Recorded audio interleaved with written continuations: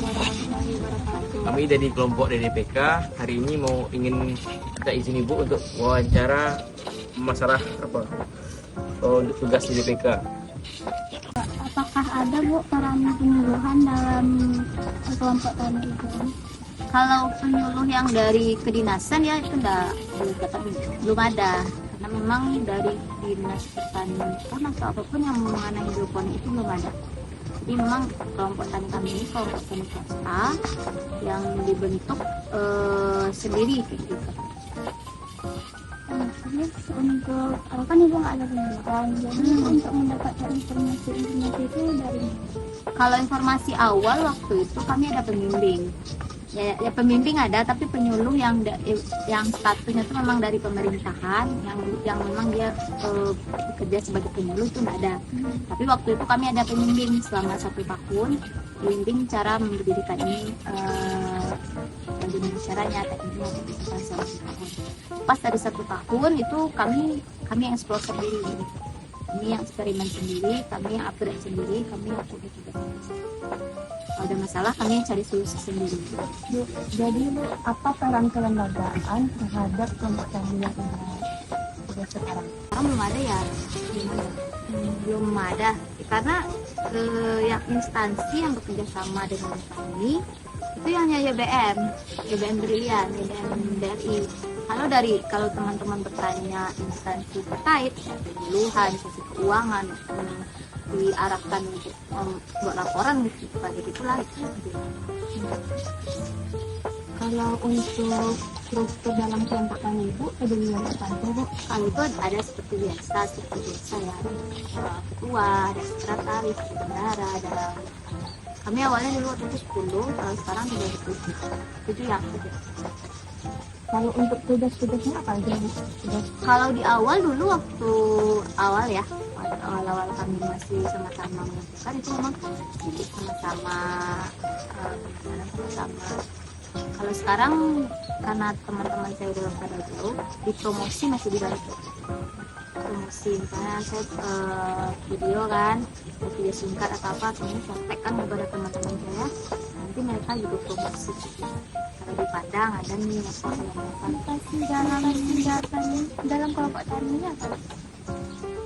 Kalau peran komunikasi sangat berperan ya, karena untuk promosi pasti orang tahu itu pakai komunikasi, orang gimana supaya orang sekitar se-Indonesia malah supaya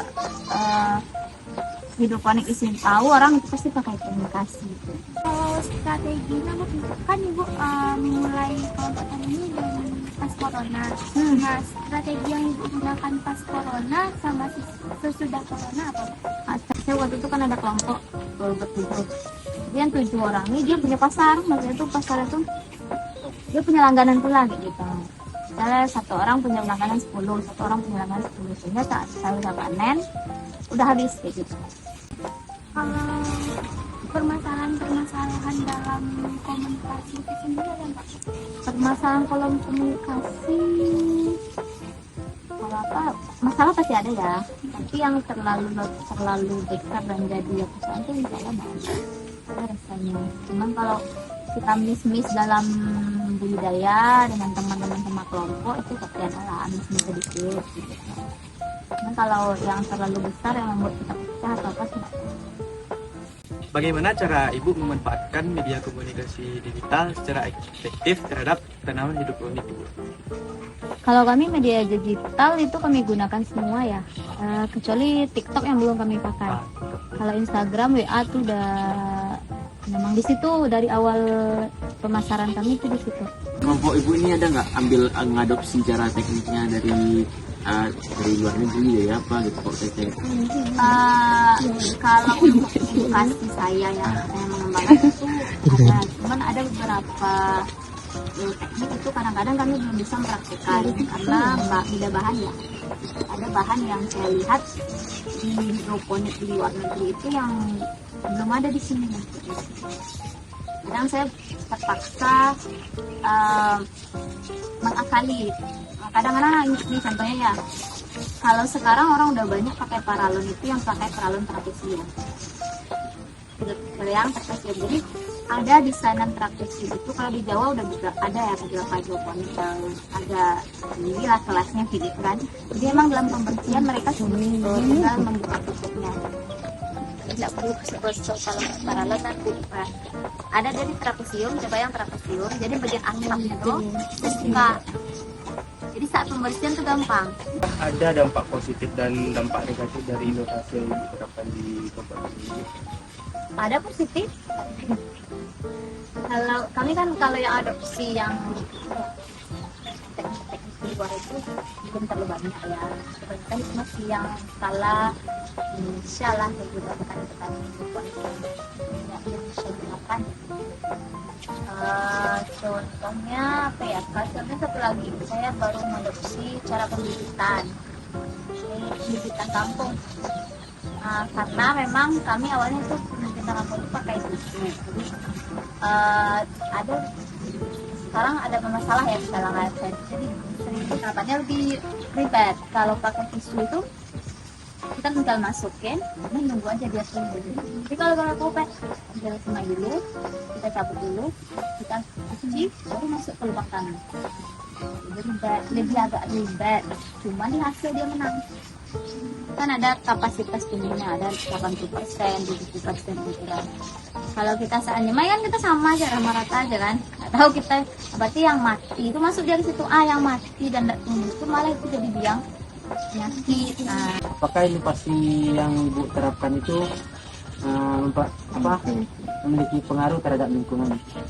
Kalau sejauh ini ya, saya kalau mau adopsi atau meniru teknik seseorang pasti kita lihat dulu, karena brand yang kita jual ini kan sudah sehat dan ramah lingkungan.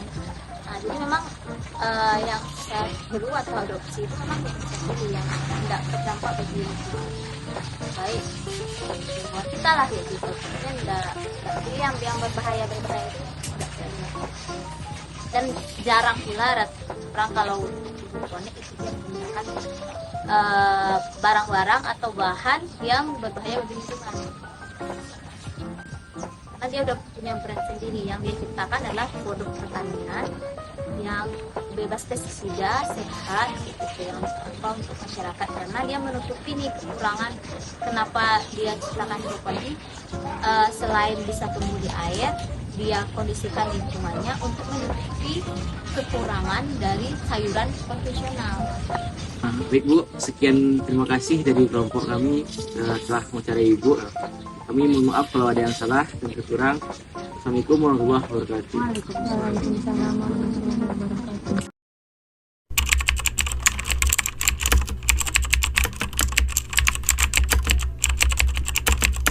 Inovasi dalam pembudidayaan tanaman hidroponik. Dan setelah kami mengamati dan melakukan wawancara kepada LM Hidroponik, ada beberapa masalah yang sering dihadapi oleh Ibu Nora Fatmawati selaku ketua dari kelompok tani maju tersebut. Yang pertama yaitu daun selada yang sering menguning.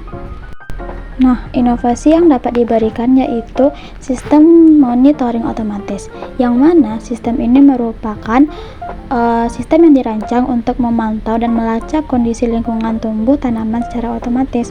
Sistem ini menggunakan sensor dan perangkat lunak yang terhubung ke komputer atau perangkat lainnya untuk mengukur dan merekam data seperti tingkat nutrisi, pH, kelembapan, suhu, dan cahaya. Ini sangat membantu petani hidroponik dalam mengatur parameter yang diperlukan untuk pertumbuhan tanaman secara efisien. Masalah yang kedua yang sering dihadapi yaitu hama pada tanaman hidroponik. Nah, inovasi yang dapat kami berikan yaitu pemberian biopestisida, yang mana ini dapat mengendalikan hama pada tanaman hidroponik. Dan biopestisida ini menggunakan bahan-bahan alami seperti mikroorganisme, serangga predator, dan ekstrak tumbuhan. Nah, untuk inovasi selanjutnya yaitu kita bisa menggunakan perangkap serangga, yang mana perangkap serangga pada gambar sangat efisien dan ramah lingkungan yang bisa kita pasang pada sekitar tanaman hidroponik kita. Dan perangkap serangga ini dapat menarik serangga pengganggu seperti kutu, trips, dan lalat buah. Masalah yang ketiga yaitu dalam pemasaran yang belum optimal. Nah, inovasi yang dapat kami berikan yang pertama yaitu branding yang kuat, di mana dalam pemberian logo atau desain dan pengemasan dalam penjualan tanaman hidroponik ini harus menggunakan penjualan yang rapi dan desain yang bagus. Karena dalam segi pemasaran, para pelanggan akan melihat dari segi desain dan bentuk dalam penggunaan kemasan. Inovasi yang kedua yaitu pemasaran melalui media sosial. Nah, untuk kelompok tani maju atau LM Hidroponik ini sudah memulai atau menggunakan Instagram sebagai media sosial dalam pemasaran tanaman hidroponiknya. Tinggal mengefektifkan lagi kegiatan pemasaran tersebut. Yang ketiga yaitu kelompok tani bisa membuat program keanggotaan atau langganan, yaitu menyediakan program keanggotaan atau langganan bagi pelanggan yang tetap. Selanjutnya bisa menjalin kerjasama dengan restoran atau toko lokal, seperti bisa memasarkan kepada penjual bakso atau penjual-penjual yang menggunakan tanaman-tanaman yang ada pada tanaman hidroponik. Selanjutnya yaitu kelompok tani bisa mengikuti pemeran dagang dan acara komunitas yaitu tentang pertanian. Selanjutnya, kelompok tani bisa berkolaborasi dengan influencer agar kelompok taninya bisa maju dan bisa mendapatkan pengalaman yang lebih dari sebelumnya.